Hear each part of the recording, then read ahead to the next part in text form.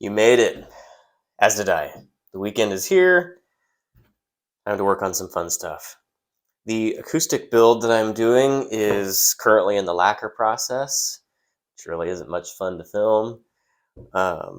So in between letting coats on that dry, I'm working on my next build. So let's check it out. Let's start out with the neck. We have a Oregon Myrtle one-piece neck.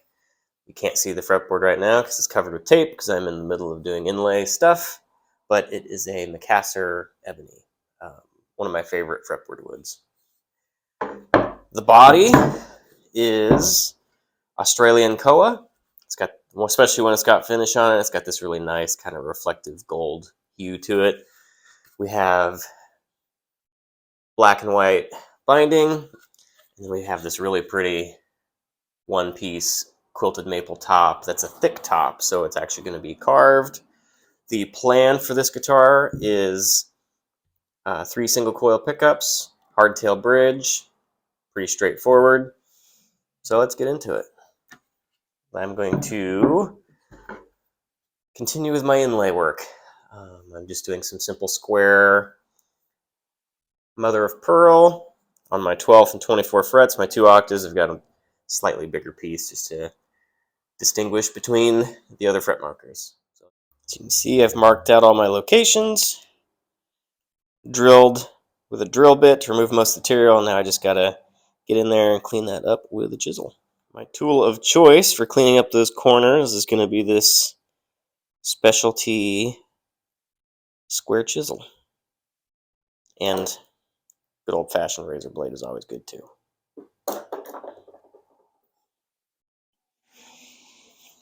In fact, one thing that will help in preventing the wood from chipping is just to kind of score the corners with the razor blade.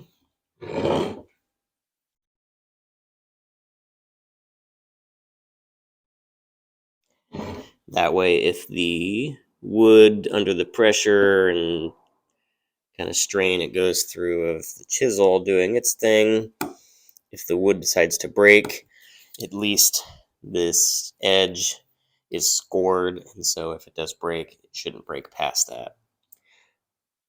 At least that's the concept. I fully accept that that last shot was a little too close, and you couldn't really see what I was doing. Professional guitar maker, newbie at this video thing. Just saying.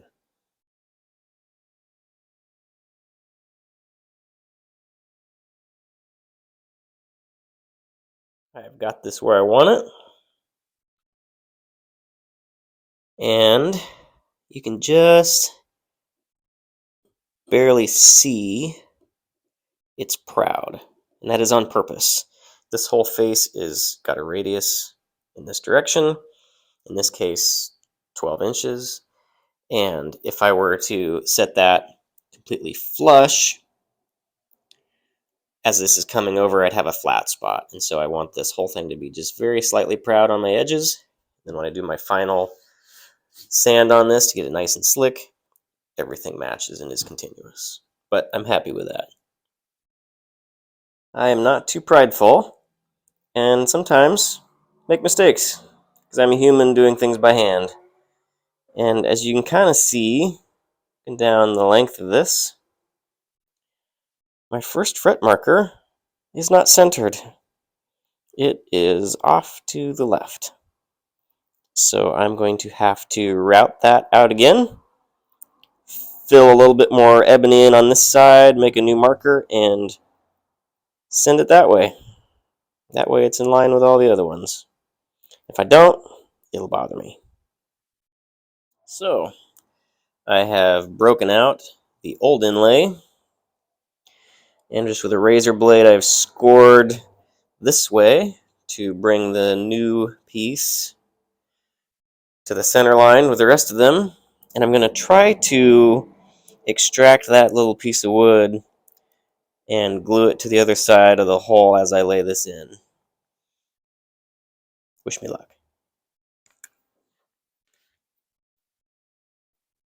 Well, here goes nothing.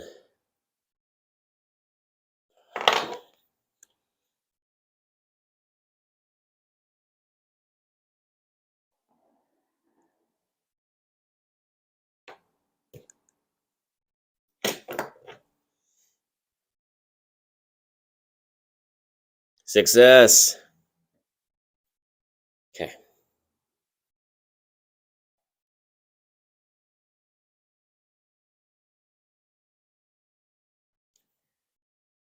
That will sit right there. And our new piece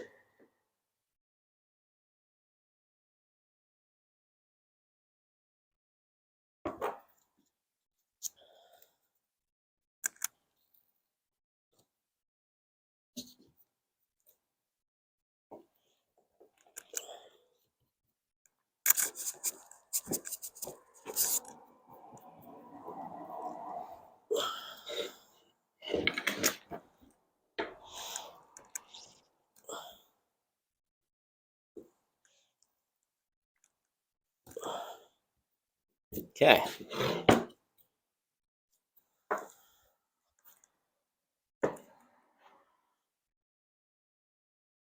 I'm happy with that. Once it's glued and sanded down, unless you watch this video, you'll never know it's there. Here's the end result. Much better. And it's in line with the other ones. That'll do. Fun fact about this one-piece quilted maple top, I actually got it when I, years ago, worked for a furniture manufacturer.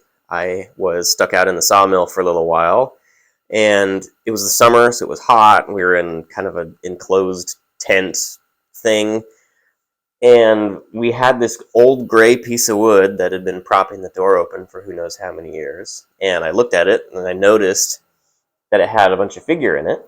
So I asked if I could take it home, and he said, yeah, just find another stick to prop open the door. That's this top. Kind of a fun story. It was hiding in plain sight all along. Okay, I'm about to do something that I've not done before, and that is a carved top on this really nice, pretty quilted piece.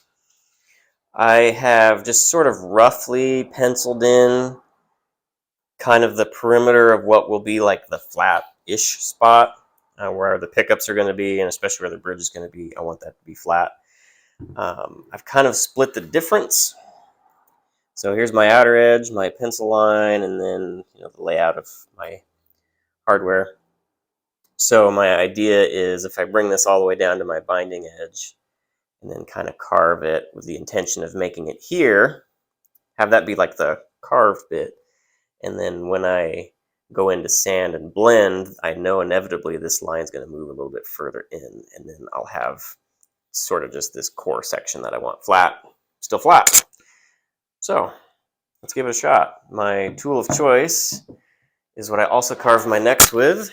It's this cut saw bit on an angle grinder. Works very fast, but it's still controlled as long as you're light with it. So let's give it a shot. Carving this top was actually quite a bit of fun.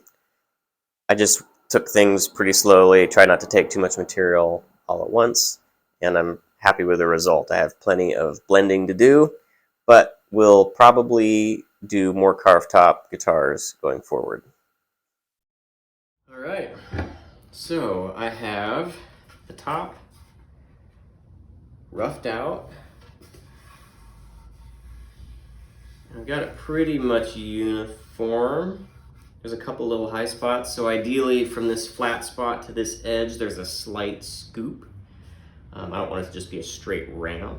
So when I'm sanding it, any high spots in the middle, like I've got a high spot right here, dead center between the binding and my flat plane here, when I'm sanding, kind of focus on that spot more to help get that ramp that I want. But I'm happy with this. I think it's going to be really comfortable. So I did a little bit of a PRS type carve right there, just down to the binding, not super deep. Personally, I've never felt like that was really super helpful, at least on my guitars. Maybe with where PRS sets their necks up on that last fret, it's handy. But for me, I basically set the bottom of my neck, the last fret, to be just about level with the cutaway. That way my hand is already, if I'm hitting a wall, my pinky is well past that neck already. So with a little carve like this, I mean, I'm getting way more access than I need. So it should be nice and comfortable. I did a similar contour here on the back. Probably take this in just a tiny bit more once I start sanding it, but for the most part, that's there. Just that way, your palm, when it interacts with that area of the neck, if you are again playing way up high, you're not gonna run into any bulky material. Standard kind of belly carve contour there. But with that, I think I'm ready for lots of sanding. Yippee. Here's where I'm at for the night. So top is carved. You can see it's got a contour to it. That's carved. Neck is carved. And I have this joint here that I'm basically done with. But once this is actually glued in place, I will kind of blend these two so it's one nice uniform contour. But it's going to be real comfortable because your hand can just kind of come right, like I'm way past the last fret, and that's just not even trying. So good shit, my friend. I got some of the sanding done. I still have to blend it, and I've got some spots like that's a gouge. You know, it's not done, but just glued the neck on, which is always a scary adventure, but it went pretty smooth. She's one piece. I just did that one route out for now because the neck would have been in the way for the router, but for the rest of this stuff, it can wait. So I decided I'd go ahead and put the neck on because I was too excited to wait. Because I have this highly figured top, I did not want to cover it up with a pick guard, plus being a carved top, that would make it difficult. So I am hard mounting these single coils in, and when I make my pickups, I'm going to make a custom base plate with a smaller footprint, so that way nothing is sticking out. You're not going to see the bobbin at the base of the pickup. Should make for a cleaner look.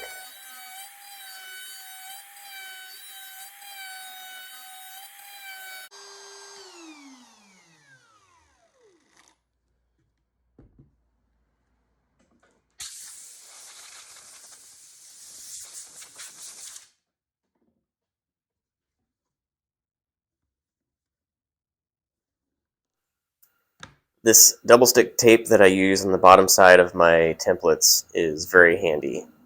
It is called Nitto tape, N-I-T-T-O, I believe. You can buy it on Amazon. Works really well. It's strong enough to hold the template and not move, but not so strong like some other compression tapes that it will pull wood fibers. I've been using it for a long time, and it has served me well. Instead of making a new template to match the lower footprint of these single coil pickup covers, I'm just using my StewMac template, which I would normally use for just the pick guard. Just making sure that I carefully line it up so that way everything is straight and nothing is not going to be in alignment. Start at one half the pickup, route it as needed, and then retape it and move it over, and works really well.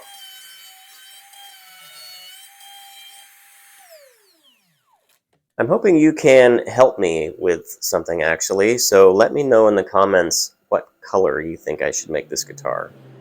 I've bounced around between a bunch of different ideas, and nothing yet is really striking me other than black, but I always like black. So one of the thoughts was black to like a really bright, vibrant burst in the middle.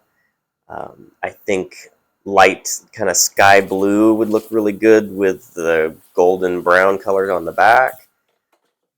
Red would even look great. Can't really go wrong. So I'm curious what color you would like to see, and maybe that will help me make up my mind.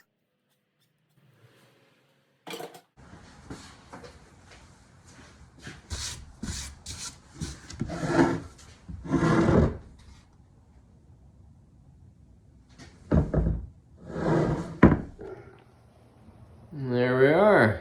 Starting to look like a guitar.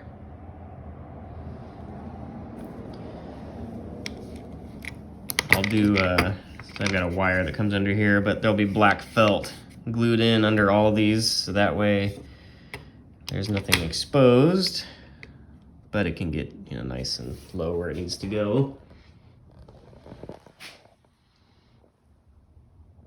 If you made it to the end of the video, I just want you to know that I appreciate you. And we'll see you in the new year with a new guitar available and ready to buy. Maybe, if somebody starts buying these things. All right, take care.